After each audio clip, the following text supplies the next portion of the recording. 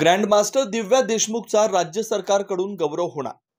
जागतिक बुद्धिबळ स्पर्धेत विजेतेपद पटकावून ग्रँडमास्टर किताब मिळवणाऱ्या नागपूरच्या दिव्या देशमुख हिचा राज्य शासनाच्या वतीने लवकरच सन्मान केला जाईल, अशी माहिती मुख्यमंत्री देवेंद्र फडणवीस यांनी नागपूर इथं पत्रकार परिषदेत दिली।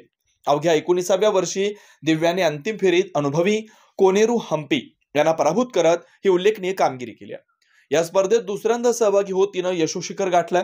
आतापर्यंत विविध स्पर्धात 23 सुवर्ण पदकांसह एकूण सुमारे 35 पदकं पटकावले। दिव्याच्या या ऐतिहासिक यशाचा गौरव करण्यासाठी लवकरच योग्य निर्णय घेतला जाईल असंही मुख्यमंत्री यांनी सांगितलं। बुद्धिबळासारख्या खेळात भारतीय महिला खेळाडूंनी घेतलेली झेप लक्षणीय आहे। दिव्या आणि कोनेरू हम्पी यांच्या चाली या तोडीस तोड होत्या आणि या दोघींनीही आपल्या खेळीनं इतिहास रचला।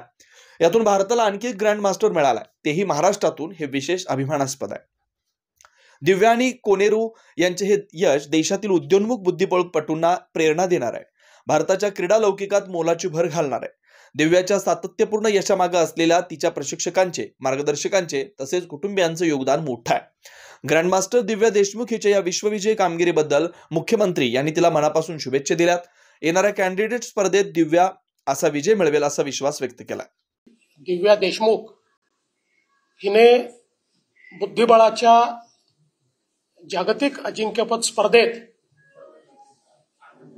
ही स्पर्धा जिंकलेली आहे आणि ग्रँड मास्टरचा किताब देखील या ठिकाणी प्राप्त केलेला आहे। खरं म्हणजे किशोरवयीन अशी पहिली खेळाडू आहे की जिने या स्तराच्या चॅम्पियनशिपमध्ये या ठिकाणी भाग घेऊन ती जिंकली आहे। तसं तिने दुसऱ्यांदा याच्यामध्ये भाग घेतला। यापूर्वी देखील तिने भारताकरता अनेक मेडल्स जिंकलेले आहेत। वेगवेगळ्या स्पर्धांमध्ये अतिशय उत्तम अशा प्रकारची कामगिरी ही तिने केलेली आहे। जवळपास 35 मेडल्स ही तिने जिंकलेले आहेत, त्यापैकी 23 गोल्ड मेडल आहेत। त्यामुळे एक अतिशय होतकरू खेळाडू म्हणून आपण तिच्याकडे पाहू शकतो। अर्थात तिने कोनेरू हम्पी यांना हरवलेला आहे, त्यांचंही मी अभिनंदन करतो। त्याही अतिशय चांगल्या खेळाडू आहेत।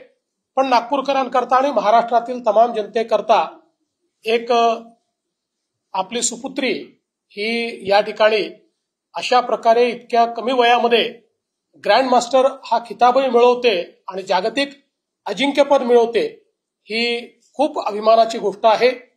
महाराष्ट्र सरकारच्या वतीने निश्चितपणे आम्ही त्यांचा सन्मान करू।